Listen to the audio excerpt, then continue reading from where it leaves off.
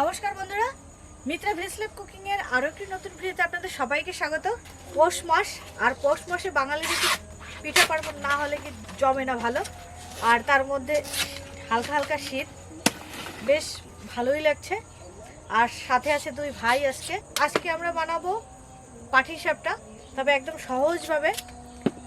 বাজারে মিষ্টির দোকানে যে ক্ষীর কিনতে পাওয়া যায় সেই ক্ষীর দিয়েই সহজেই ক্ষীরের পাটিসাপটা বানাবো, একদম ঝামেলা বিহীন, খুব সহজে ঝটপট। আর বানাবো বড়া পিঠা, তবে বড়া পিঠার রেসিপিটা একটু স্পেশাল হবে। বন্ধুরা সম্পূর্ণ ভিডিওটা দেখতে থাকুন আর সাথে থাকুন। আর আমি এখানে একটা কলার ডাঁটা কাটলাম, কারণ এই ডাঁটাটা দিয়ে আমি তেল দেব। তো এইটা দেখেছি গ্রামে এইভাবেই ব্যবহার করে, ছোটোবেলা থেকেই দেখে আসি মাকে এইভাবে তেল দিতে।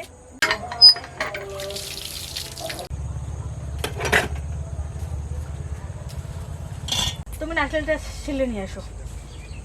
ভালো আছে তো নারকেল? হ্যাঁ ভালো আছে। কোন জায়গায় বসে ছুলবা? ওই পরিষ্কার জায়গায় যাও।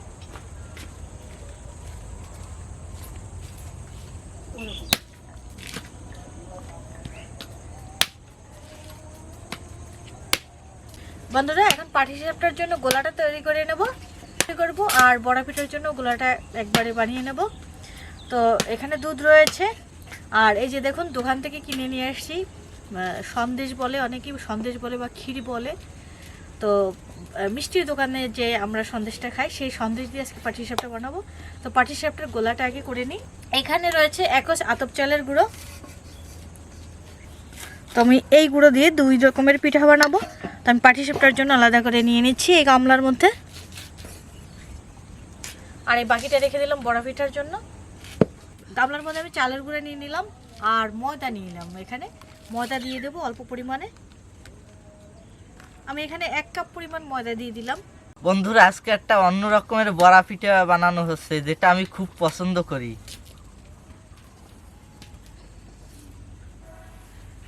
পাটিসাপটা বানানোর জন্য এখানে চালের গুঁড়া নিয়ে নিয়েছি 3 বাটি, আর 1 বাটি পরিমাণ ময়দা। তো শুকনো একটু মিলিয়ে নিলাম।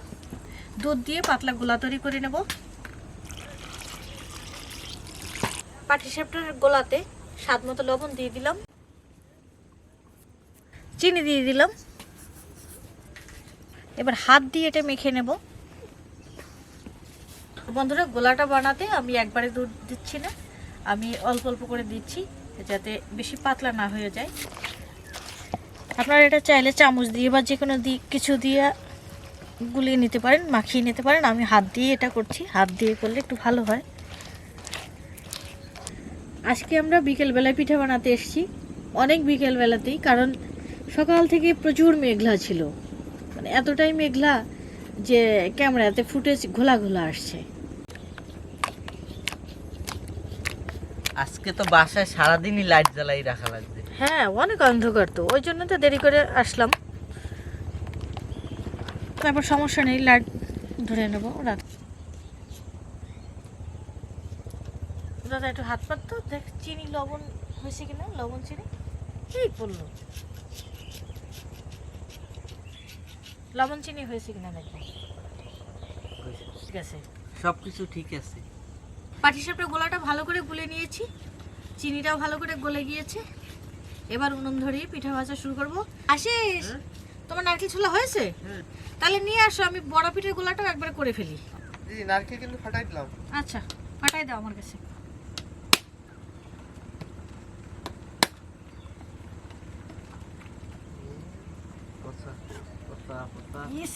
নারকেল আশিস ফাটিয়েছে, নষ্ট। এখন আবার একটা ছুলতে হবে। এই গোলাটার ঘনত্বটা কি পরিমাণে রেখেছি আপনারা দেখলে বুঝতে পারবেন। এই যে দেখুন, হাত দিয়ে নাড়া দিলে এভাবে ঘনত্বটা করে নিলাম। এই যে হাত দিয়ে ছাড়লে খুব ইজিলি পড়ে যাচ্ছে। এখন উনুন ধরিয়ে দিয়ে পিঠাগুলো ভেজে নেব। হঠাৎ করে বাতাস শুরু হলো, মনে হচ্ছে এখনই বৃষ্টি নেমে যাবে।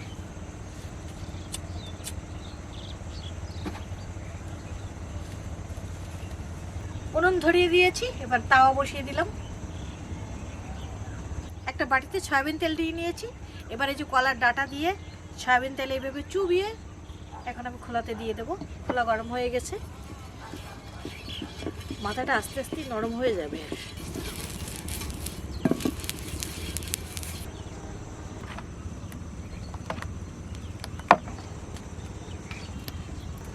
খোলাটা গরম হয়ে গেছে, এবার গোলাটা দিয়ে দিচ্ছি।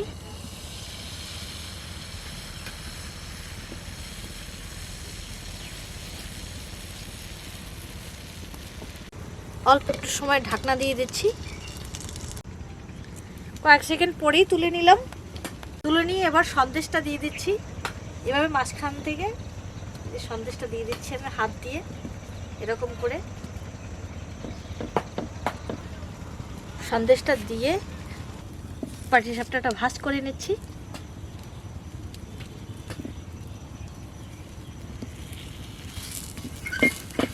বন্ধুরা, অনেকেই তো খিরসা পাটিসাপটা খেয়েছেন, এভাবে সন্দেশের পাটিসাপটা কে কে খেয়েছেন কমেন্টে জানাবেন। আর এই পাটিসাপটাটা খেতেও কিন্তু খুব দারুণ লাগে। প্রত্যেকটা পিঠা ভাজার আগে এভাবে একটু কলার ডাঁটা দিয়ে তেল দিয়ে একটু ব্রাশ করে নিচ্ছি। তেল ব্রাশ করার পরে একটু গরম হয়ে গেলেই আবার গোলাটার সাথে সাথে দিয়ে দিচ্ছি।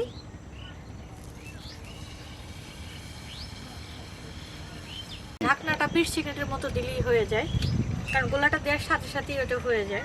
এই যে দেখুন, ঢাকনাটা দিয়ে আবার সাথে সাথেই তুলে নিলাম, কয়েক সেকেন্ড পরেই আবার তুলে নিলাম। উপরতে যখন একটু শক্ত শক্ত হয়ে যাবে তখনই কিন্তু আমি এটা দিয়ে দিচ্ছি, ছানাটা দিয়ে দিচ্ছি। এই ছানাটা বেশি দেওয়ার প্রয়োজন হয় না। ভাজ করে দিলাম।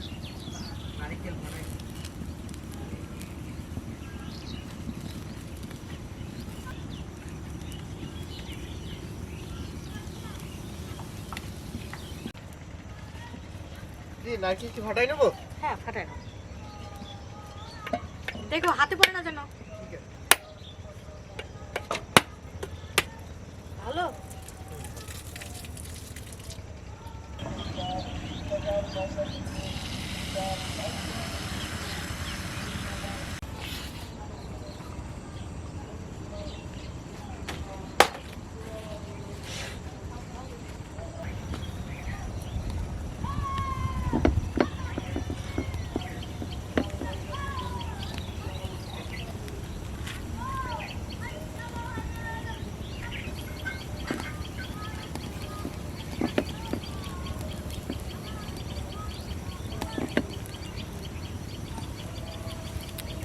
না নে, তুই আর আমি ভাগ করে খাই।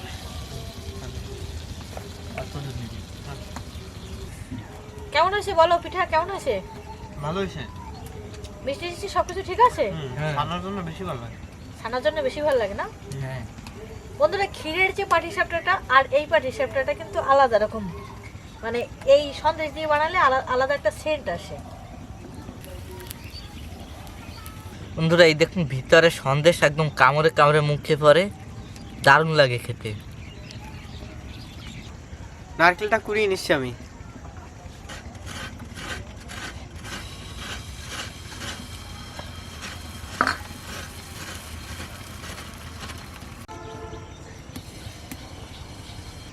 গরম গরম পিঠে খাওয়ার মজাই আলাদা।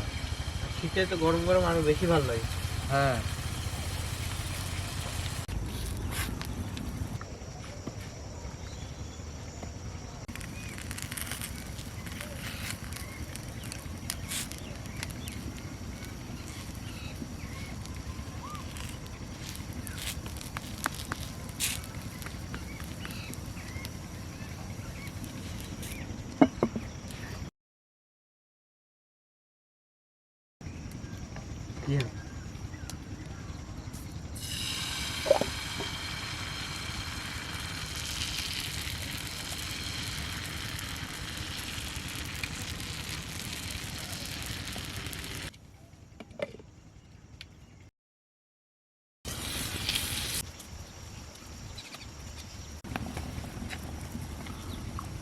ঠিক আছে।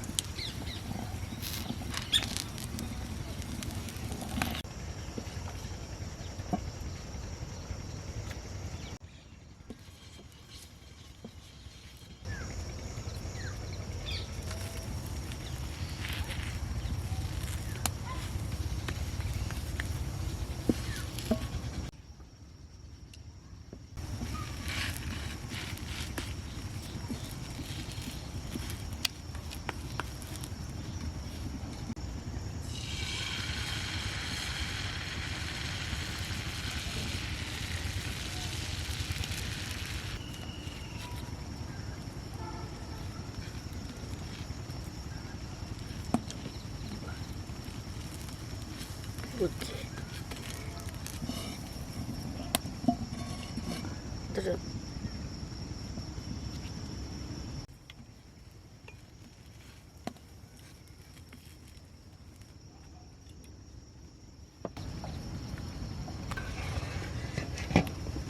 পাটিসাপটা সব ভাজা হয়ে গেছে, সবগুলো দিয়ে পাটিসাপটা ভেজে নিয়েছি। পাটিসাপটা ভাজা হয়ে গেছে, তো যে গামলায় পাটিসাপটা গুলিয়েছিলাম সেই গামলাতে এখন বড় পিঠার গোলাটা গুলে নিচ্ছি। চালের গুঁড়োটা দিয়ে নিলাম, চালের গুঁড়োর সাথে ময়দা দিয়ে দিলাম, নারকেল কোড়ানোটা দিয়ে দিচ্ছি,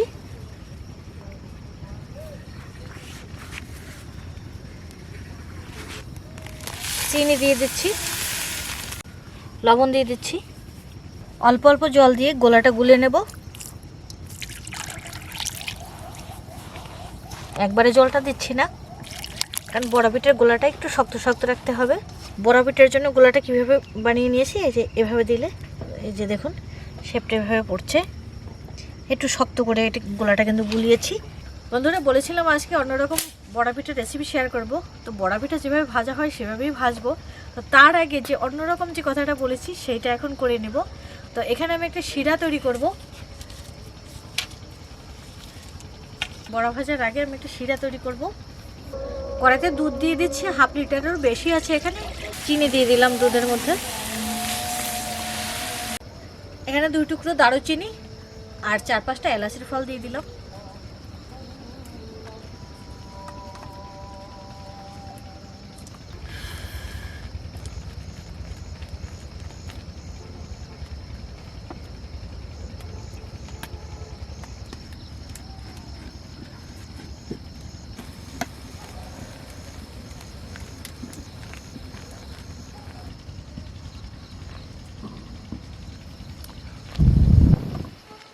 শিরাটা তৈরি করা হয়ে গেছে, এবার নামিয়ে নিচ্ছি।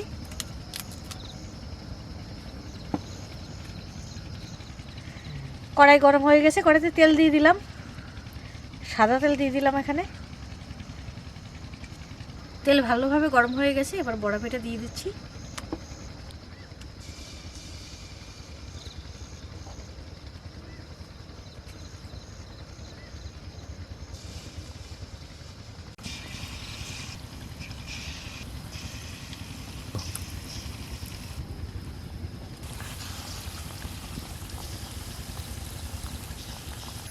বন্ধুরা কড়াইটা আমি একটু চেঞ্জ করে নিয়েছি, তো ওইটাতে একটু লেগে নিচে টেনে ধরছিল, তাই কড়াইটা চেঞ্জ করে নিলাম। এই কড়াইটাতে খুব ভালো হচ্ছে, দেখুন সুন্দর করে ফুলেছে।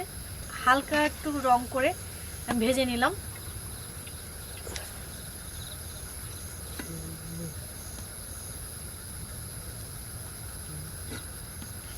এভাবে ভেজে সাথে সাথে শিরাতে দিয়ে দিচ্ছি।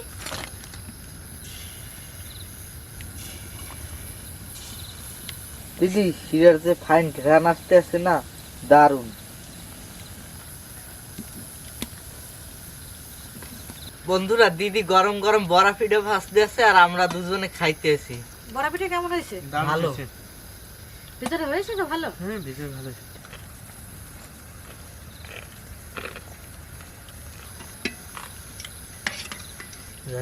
হ্যাঁ এখনই যাবে। দেখুন বন্ধুরা কত সুন্দর বড়া পিঠাগুলো হয়েছে।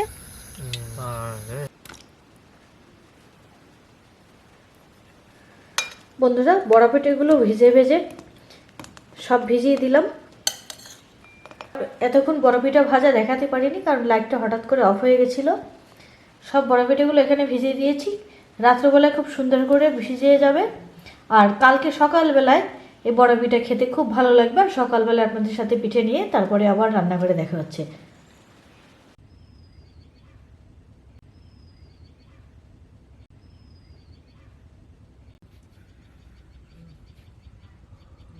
বন্ধুরা পিঠা নিয়ে সকালবেলায় চলে আসলাম। আর শীতের সকালবেলায় এরকম রোদে বসে পিঠা খাওয়া এর মজাই আলাদা। এই যে দেখুন একদম রসে টইটুম্বুর রস বড়া, আর রয়েছে সন্দেশের পাটিসাপটা। বন্ধুরা আজকে সকালটা আমাদের মিষ্টি মুখ দিয়ে শুরু হলো সন্দেশের পাটিসাপটা। বন্ধুরা কালকে রাত্রবেলা পিঠা ভাজতে ভাজতে হঠাৎ করে লাইট বন্ধ হয়ে গেছিলো। বড়াগুলো ভিজিয়ে রেখেছি। আর এই বড়াটা সারা রাত একটু ভিজানো থাকলে এতে খুব দারুণ লাগে। আর ওই সময় আসলে সবাই পিঠা খেয়ে আর খেতেও চায়নি, তাই আজকে সকালবেলা চলে আসলাম এই যে পিঠা নিয়ে।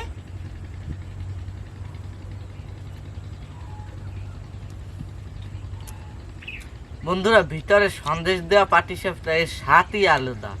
তো প্রত্যেক কামড়ে সন্দেশ পড়ছে, আর সন্দেশের আপনারা জানেন যে দারুণ একটা ঘ্রাণ থাকে আর আলাদা রকমের একটা স্বাদ থাকে সন্দেশের। তো সন্দেশের পাটিসাপটা প্রত্যেক কামড়ে কামড়ে সন্দেশ পড়ছে। এটা গরম খেতেও মজা লাগে, ঠান্ডা খেতেও মজা লাগে, ফাটাফাটি।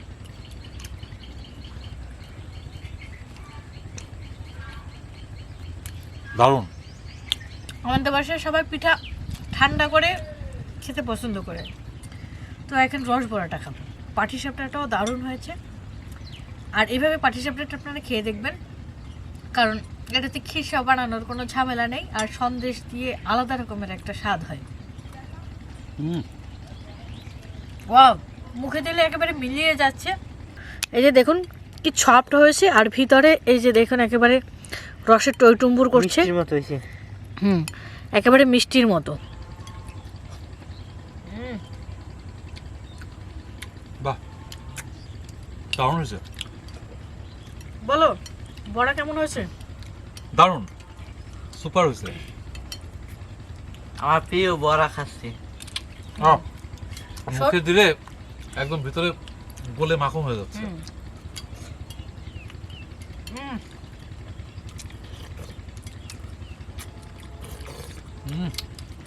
দারুণ দারুণ।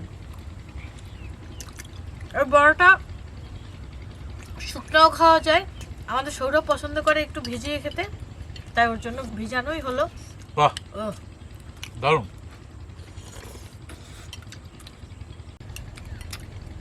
বাহ কি শান্তি, শিরাটা মুখে দিলে খুব শান্তি। একদমই। বন্ধুরা এই পিঠাটা এত সফট, এত নরম যে ভাঙারই প্রয়োজন হচ্ছে না। দেখেন আস্তে, একেবারে একদম আস্তে ধরে মুখে দিচ্ছি। রসগোল্লার মতো। একদম ভিজে টইটুম্বুর হয়েছে। তো আজকে পৌষ সংক্রান্তি, আর পৌষ সংক্রান্তির দিন বাঙালির প্রতিটা হিন্দু ঘরে পিঠা পার্বণ উৎসব হয়। জানি না এই প্রচলনটা সব জায়গায় প্রচলিত আছে কি না, তবে আমাদের এলাকাতে কিন্তু পৌষ সংক্রান্তির দিন পিঠা উৎসব করা হয়। তো আজকে পৌষ সংক্রান্তির শুভেচ্ছা সবাইকে, পিঠা উৎসবের শুভেচ্ছা সবাইকে। কেউ কর্মব্যস্ততার কারণে পিঠা না বানাতে পারলে ভিতরে ভিলেজ লাইফ কুকিংয়ে চলে আসুন, সবাই একসাথে পিঠা খাবো। আমার হয়ে গেছে। দেবো আরো না। বাহ, এই রসবড়া একসাথে 15-20টা খাই ফেলাম মনে হয়।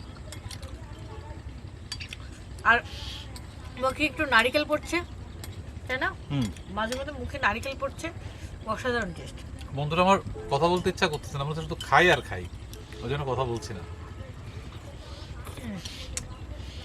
নন স্টপ খেয়ে যাচ্ছি। তো আজকে আমাদের এই ভিডিওটা কেমন লাগছে কমেন্টে জানাবেন, আশা করি সবার অনেক ভালো লাগবে। আর আজকে ভিডিও এখানেই শেষ করে দেখাবে পরবর্তী ভিডিওতে। আর সবাই ভালো থাকুন, সুস্থ থাকুন, সাবধানে থাকুন। বন্ধুরা সবাইকে পৌষ সংক্রান্তির শুভেচ্ছা থাকলো। বন্ধুরা এটা এই পিঠা উৎসব এবং পিঠা পার্বণ, পৌষ সংক্রান্তি বাঙালি জীবনের একটা ঐতিহ্য এবং হাজার বছরের ঐতিহ্য। আবার কথা বন্ধ হয়ে যাচ্ছে। পৌষ সংক্রান্তির শুভেচ্ছা, ভালো থাকেন, সুস্থ থাকেন, সুরক্ষায় থাকেন, নিরাপদে থাকেন। আমি যখনই কিছু না খেয়ে পারি তখনই আমার লোক আছে খাবার। টাটা। সবাই ভালো থাকবেন, আর আজকে সবার বাড়িতে পিঠা বানাবেন, খাবেন, সবাই অবশ্যই আজকে দিনটা উদযাপন করবেন। তো আজকে ভিডিও এখানে শেষ করছি, এখনো অনেক পিঠা রয়ে গেছে, কাছাকাছি কেউ থাকলে চলে আসতে পারেন।